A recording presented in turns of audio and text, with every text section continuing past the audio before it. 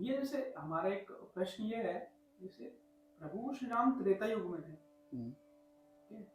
तो अभी इस कलयुग में हम उनका चित्रपटन घर में क्यों रखते थे? इसका कोई विस्तार संबोधित करेंगे आप चीजों को कि क्यों ऐसा होता है, क्यों रखा जाए? गुरुभ्यो नमः। मैं एक ही चीज में तुम्हारा वो खत्म कर दूंगा, बाकी तो व्याख्या हम करेंगे।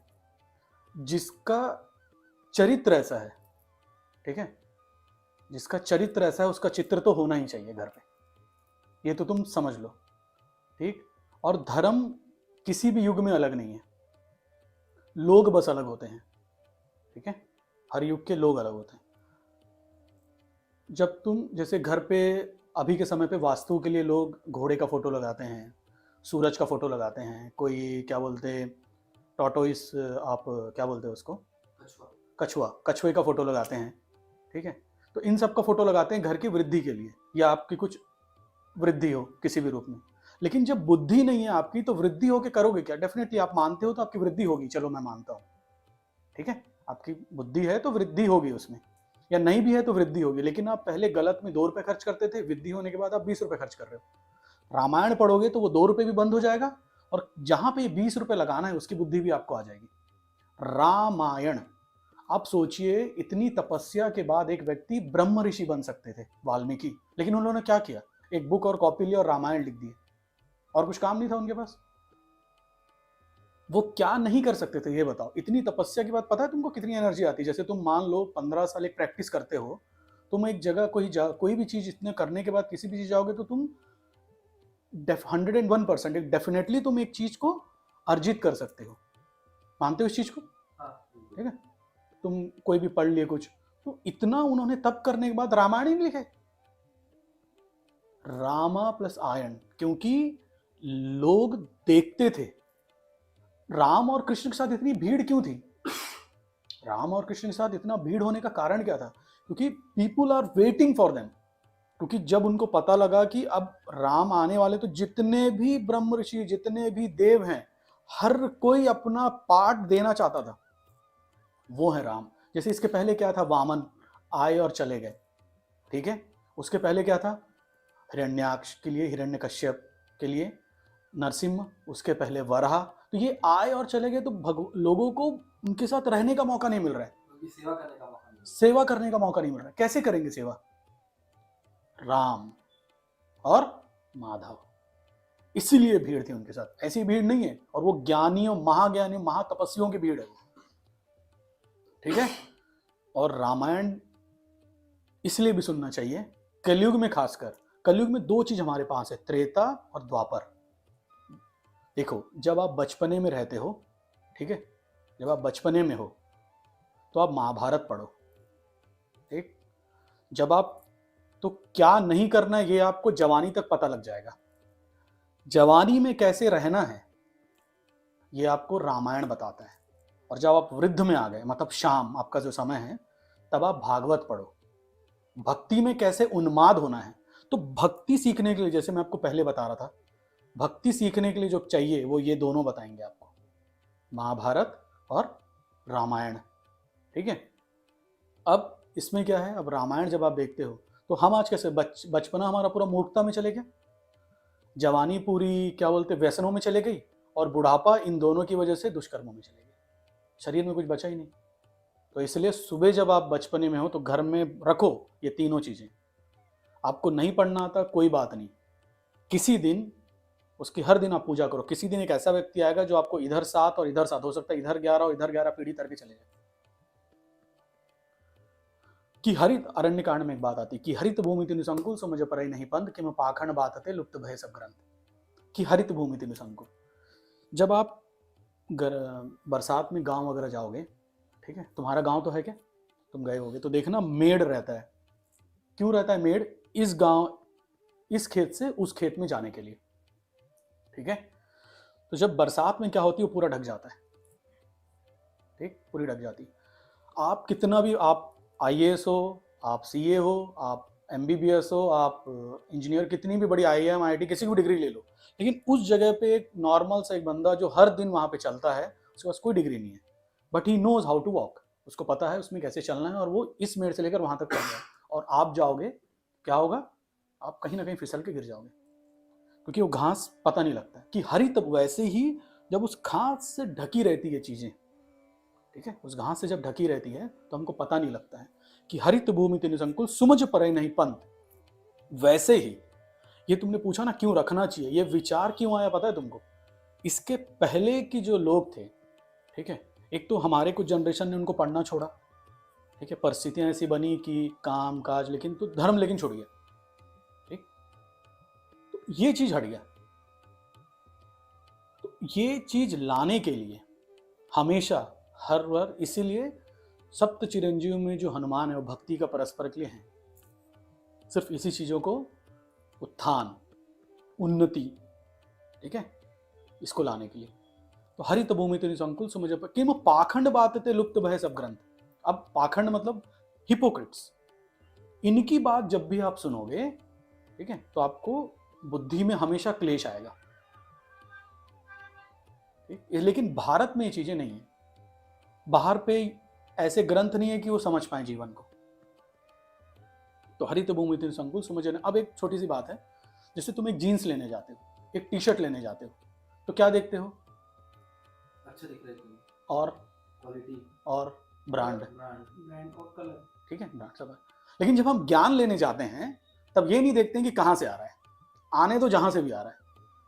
तो जो चीज आपके जीवन निर्वाह में और आपके चरित्र को बनाने में जो इंपॉर्टेंट है, वो चीज को आप जब आप लेते हो तो उसको कैसा होना चाहिए? टॉप ब्रांड का होना चाहिए वो। इसलिए टॉप ब्रांड का क्या है? वाल्मीकि रामायण, या जो आचार्य, माध्वाचार्य रामायण, रामानुजाचार्य रामायण, शंकराचार्य रामायण, ये इनके बाद भी इन लोगों ने मतलब इस पर अपने तथ्य रखे हैं ना, इसको पढ़ना, ये है ब्रांडिंग। जो कपड़ा है उसको आप कितने दिन रखोगे अपने जीवन में? साल 2 साल, ठीक है, साल भर रखे, 1.5 साल रखे, 2 साल रखे, और आपका जीवन कितने दिन रहेगा? 70-80 साल रहेगा, 60 साल रहेगा, व्यसन नहीं रहता, थोड़ा अच्छे से रहेंगे। इस जीवन को रखने के लिए अब ज्ञान कितना चाहिए आपको, और कितने टॉप ब्रांड का होना चाहिए? इसलिए रामायण आपको पढ़ना है, ठीक है। अब उसके बाद आप कैसे देखोगे? अब बड़ा भाई है, ठीक है, बड़ा भाई जैसे गया वहां से, कहां से? अयोध्या से निकल गया, ठीक। यहाँ पे बहुत लोगों के जैसे वास्तु में अपने जीवन आप देखिए, अब जैसे वही वास्तु में पत्थर, देवी भागवत में और देवी सप्तपदी में बताते हैं कुछ पत्थर की एनर्जी से आप पहनेंगे तो ठीक है, लेकिन कितने दिन वो काम आएगा आपको, ठीक है, मरने के बाद, या मरने के बाद 7 साल 10 साल।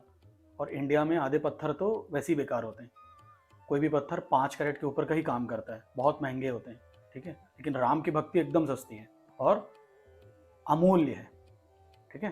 तो दुनिया में कुछ ही ऐसी वस्तुएं हैं जो बहुत सस्ती हैं मिलने पे, और जो आपका जीवन तर देगी, मतलब महंगे से भी महंगा आपको रिटर्न मिलेगा, वो राम की भक्ति है, ठीक।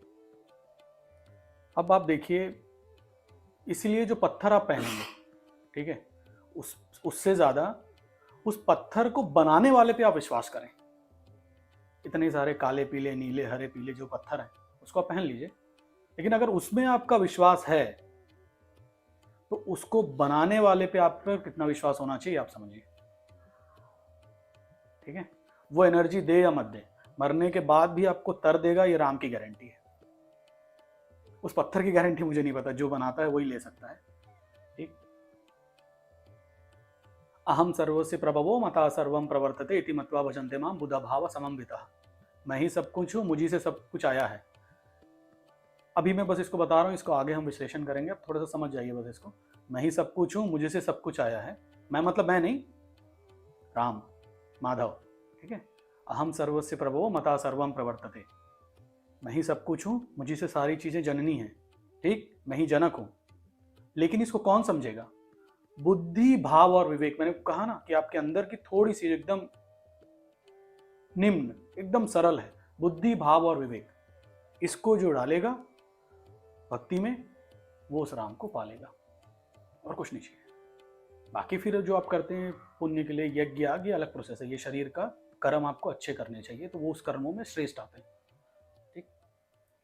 अब देखिए वशिष्ठ ने इसका मुहूर्त रखा, तो रखते साथ जंगल चले गए, तो वनवास हो गया उनका। तो गलत गलत मुहूर्त रखा वशिष्ठ ने। उनसे बड़ा ब्राह्मण उस समय कोई नहीं था वहां पे। ऐसी कोई चीज नहीं थी जो वशिष्ठ नहीं जानते थे।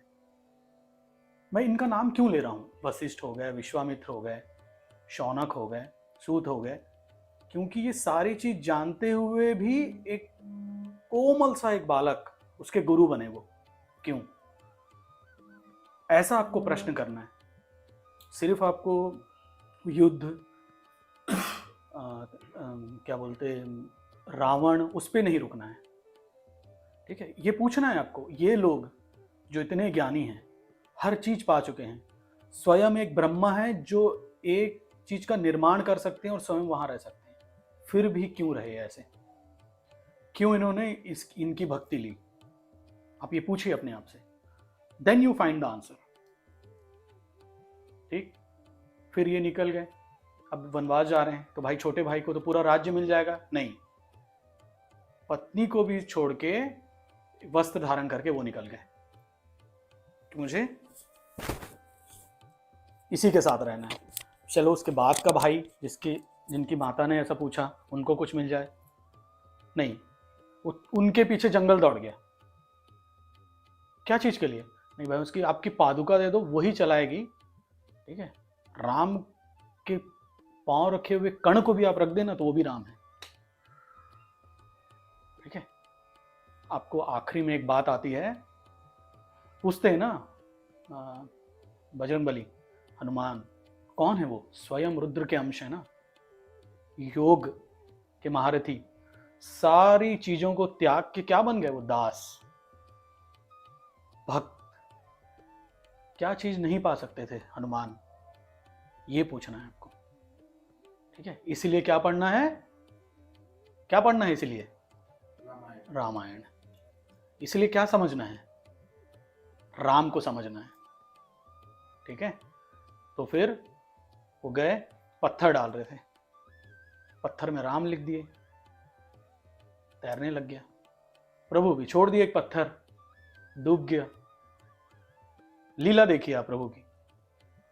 सामने में से एक जन पूछ रहा है, भक्त रुद्रकांश, वो बता रहा है प्रभु को कि प्रभु आप जिसको छोड़ोगे ना वो तो डूब ही जाएगा, और ये निश्चित है। त्रेता हो, द्वापर हो, सतयुग हो, और उसके बाद जितने भी युग हैं, अगर आपने छोड़ दिया उसको तो डूब ही जाएगा। ठीक है, उसके बाद फिर वो पीछे फिर भरत आए, वो चले गए, वैसे ही राज किया। सोचिए मेरा भाई कैसे राज कर रहा है भरत। बोलते हैं कि राम जी का शरीर तो थोड़ा सा लीन, मतलब जैसे पतला, जैसे नॉर्मल आप बोलते हैं ना, ठीक था उनका, क्योंकि जो भी उनको मिलता था वो वैसे ही ग्रहण करते थे। उसको बोलते हैं आज्ञासता। ये एक शब्द है जो आप आहार ग्रहण करने पे आता है वेदों में, तो वो उसी अनुसार ग्रहण करते हैं। मतलब अपने शरीर के आधे हो गए थे भरत, सिर्फ जमीन पे सोते थे और सिर्फ जो वस्त्र थोड़ा बहुत लेते थे वो पहन के सिर्फ दरबार में आने के लिए। ठीक है, मेरा भाई ऐसा रह रहा है तो मैं कैसे इतनी अच्छी क्या बोलते पलंग पे, इतने अच्छे बेड कैसे मैं सो सकता हूँ? ये चीज़ समझना। मैं इसको आपको बोलचाल की भाषा में इसलिए बता रहा हूँ क्योंकि ऐसा व्यतीत हुआ है, ऐसा जिए हैं वो लोग। सोचिए, क्योंकि राम भगवान थे। ठीक है, कैसे बने? व्यक्ति को व्यक्तित्व देने का काम राम का था। ठीक है, पुरुषार्थ जो बना वो राम की वजह से बना। ये शब्द आया है राम से। पुरुषार्थ पैदा होता है, व्यक्ति को व्यक्तित्व ये राम से है। आचरण जिसकी बात हम भक्ति में कर रहे थे वो ये है आचरण। अब बताइए ऐसा आचरण आप रखेंगे तो क्यों बदलाव नहीं आएगा? वैसे ही फिर जब वो जाने लगे, अब कैसा भाई, जब वो गिरजा मतलब माता सीता का अपहरण करके ले जाते हैं, मतलब उनकी प्रतिबिंब को अग्नि के रूप में जब ले जाते हैं, ठीक है, क्योंकि माता सीता को तो उसने नहीं ले गए थे, प्रतिबिंब को ले गया था वो अग्नि के। वशिष्ठ रामायण इसको पूर्णता बताता है, आप कभी भी पढ़िए उसको। तो उसमें जब लिखा था ये चीज़, जब आप उसमें देखेंगे तो क्या बोलते हैं लक्ष्मण, मुझे ये ऊपर के जो कान का कुंडल हैं, गहना है, ये मुझे नहीं पता, लेकिन मैंने माता के चरण हमेशा देखे हैं तो मुझे ये पता है। बताइए, वो है आचरण। इसलिए आपको पहले कहा था ना, भक्ति में आचरण और व्यक्तित्व, ये वैसे ही जब बल की बात आती है तो इनको बोलते हैं, रावण बोलते हैं किसको, आपके मारीच को, कि तुम जाओ आज हिरण का वेश धारण करना और तुम कुछ को विचलित करिए, ऐसे करके हंस देते हैं मारीच। क्यों हंसते पता है तुमको, आपको? जब वो राम जब 14 राम के लिए पहली बार वो भारत ऐसा नहीं घूम रहे थे भारत में, ठीक है, सिर्फ भक्तों से मिलने के लिए वो ऐसा थे कि मैं कहाँ जाऊँ किधर जाऊँ। अगर ऐसा नहीं करते, एक बार में वो लंका चले जाते, तो भाई ये सब लोग कैसे तरते और हमको ये वाक्य कैसे मिलता कि हम इस छोटे से मुंह के उनकी व्याख्या कर पाए। क्योंकि वो 14 की उम्र में, आप वशिष्ठ रामायण कभी भी उसका शीर्षक पढ़िएगा, हम आगे उसकी बात करेंगे कभी। क्या होता है जब वशिष्ठ के साथ 14 वर्ष की उम्र में देशाटन करके आते हैं राम जी, ठीक है, देशाटन करके आते हैं और ये समझते हैं, वो ये देखते हैं। तो मारीच क्या बोलता है, जब उस समय मैंने राम को देखा था, ठीक है, तो तुम मुझे बोल रहे हो कि मैं उसके पास जाऊं, मुझे तो पता आज मेरी मृत्यु निश्चित है, इसमें कोई दो राहें नहीं है, लेकिन मैं तुम्हें समझा रहा हूं कि तुम मेरे मृत्यु से रुक जाओ, नहीं तो तुम्हारा आने वाला दोस्त मित्र जितने भी लोग हैं, पूरी परंपरा खत्म हो जाएगी, सिर्फ तुम हो और तुम भी आखिरी में खत्म हो जाओगे। लेकिन वो नहीं मानता, तो हंसते हुए चले जाते हैं। तो ये बोलते हैं एक बात जाने के पहले, तुमको ऐसा क्यों लगता है कि तुम जीतोगे? राम इसलिए नहीं जीतेगा कि वो बलवान है, ठीक है, राम इसलिए नहीं जीतेगा क्योंकि बलवान है, इसलिए नहीं जीतेगा वो। राम क्यों जीतेगा? क्योंकि राम धर्म है और धर्म ही जीतता है। तो मैं छोटी सी मुख से थोड़ी बहुत उनकी व्याख्या कर पाया हूँ, कुछ भी त्रुटि हो तो क्षमा करना। धर्म का आचरण करें निरंतर, आखिरी सांस तक आप भक्ति में उन्माद रहें। कृष्णार्पणम।